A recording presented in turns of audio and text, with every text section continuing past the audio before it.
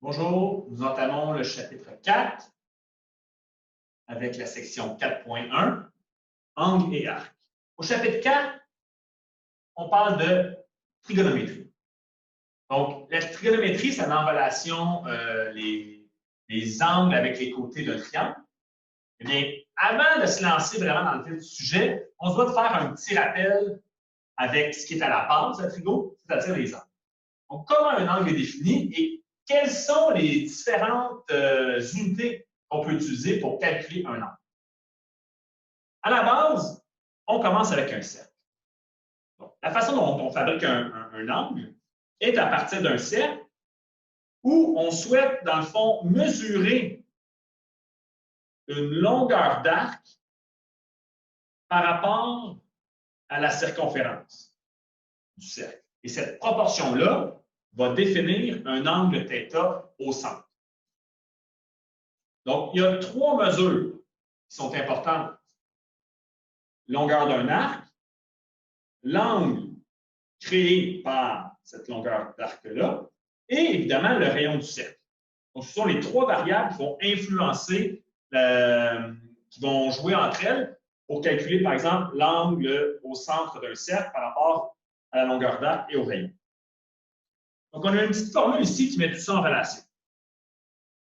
La formule qui est affichée là suppose qu'on travaille en degrés.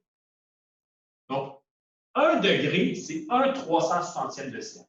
C'est lorsqu'on divise le cercle en 360 parties égales sur la circonférence et qu'on mesure l'angle au centre qui a été défini.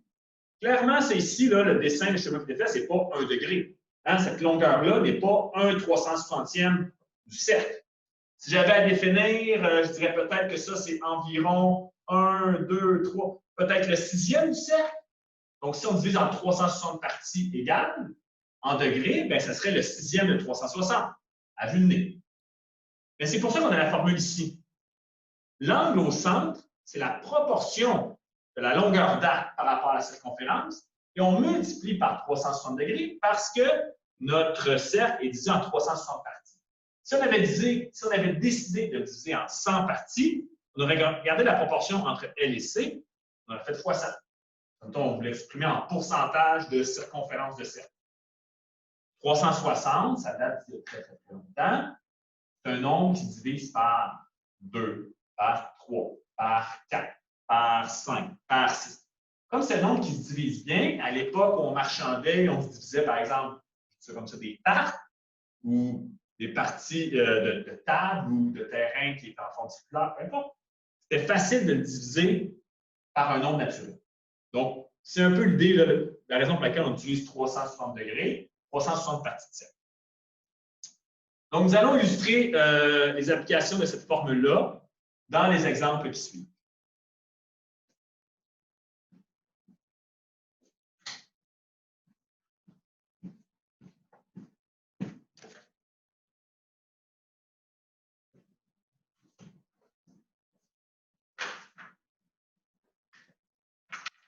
Exemple 4.1.2. Donc, j'ai trois petits exemples où, à chaque fois, on a une inconnue. Ce que je vais faire pour vous faire bien comprendre les situations, je vais faire un petit schéma. Donc, par exemple, ici, on a un cercle où on a une longueur d'arc de 25 pour un rayon de 40. C'est important de connaître le rayon, puisque le rayon influence directement la circonférence. Et ça nous donne un ordre de grandeur. Si je suppose que le rayon est de 40, à longueur d'arc de 25, bien, ça ne va pas être tout à fait la longueur d'un rayon. Ça va peut-être être 25/40e. J'y vais à venir encore une fois. Je me dirais, bien, si ça c'est 40, ça ici, est-ce que si elle mesure 25, OK, ça a quand même d'allure. Mais je devrais avoir un angle θ ici. L'angle θ, on voit tout de suite que ça va être, je peux me tromper dans mon dessin, mais ça va être plus petit 90 degrés. Tout de suite, là, je serais bien surtout de m'être trompé au point de ne pas avoir bien évalué mon angle au-dessus de 90 degrés. La formule, qu'est-ce qu'elle nous dit? Que le rapport entre la longueur d'arc et la circonférence, donc 2 pi r, fois 360 degrés, devrait me donner mon angle. Donc, je vais réutiliser cette formule-là à chaque fois. Remarquez que j'ai remplacé la circonférence par 2πr, une formule que vous connaissez bien. Et je vais tout simplement remplacer L par 25, R par 40, faire fois 360, ça devrait me donner mon angle. Donc, 25 sur, c'est pas 25 quarantièmes, c'est 25 2π fois 40. Donc, lorsqu'on se fait ce calcul, nous obtenons la chose suivante.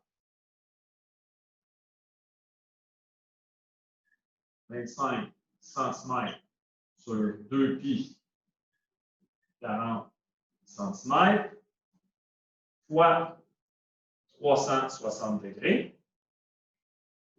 Les unités, les centimètres s'annulent, il nous reste degrés, nous donne 35,81 degrés.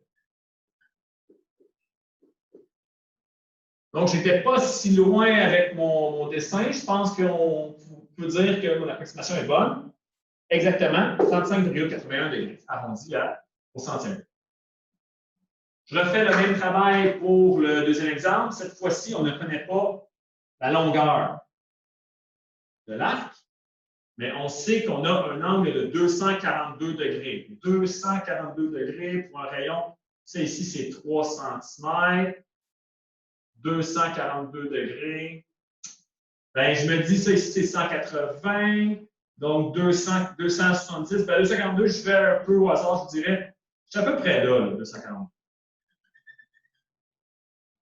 Donc, l'angle ici, de 242 degrés, est connu. Le rayon est connu. Maintenant, quelle est la longueur ici? Difficile à évaluer, mais je dirais si j'ai 3 cm ici, combien de fois ça rentre? 3, 6, 9, 12, 15. C'est quand même difficile. Je ne sais pas, je dirais entre 12 et 15, quelque chose comme ça. Bien, on va se fier à notre formule qui est écrite ici, mais cette fois, on va isoler notre L.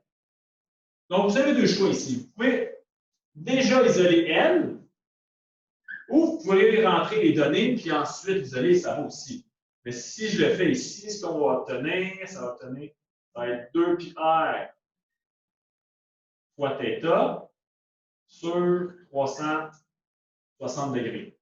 Donc, 2πr fois θ sur 360 degrés devrait me donner ma longueur d'arc. Vous remplacez R par 3 et θ par 242. Vous devriez obtenir, ici, je vous laisse faire le pitonnage, vous devriez obtenir 12,67 cm. Donc, 12,67 cm que vous devriez obtenir. Finalement, ici, on va trouver θ en A, on va trouver L en B, en C, on va trouver la valeur du rayon. Donc, la valeur du rayon, de la même façon qu'on peut faire ici, ben, je peux l'approximer en faisant R égale. Donc, est-ce que vous êtes capable de suivre? Ça va donner L fois 360 degrés sur 2π θ.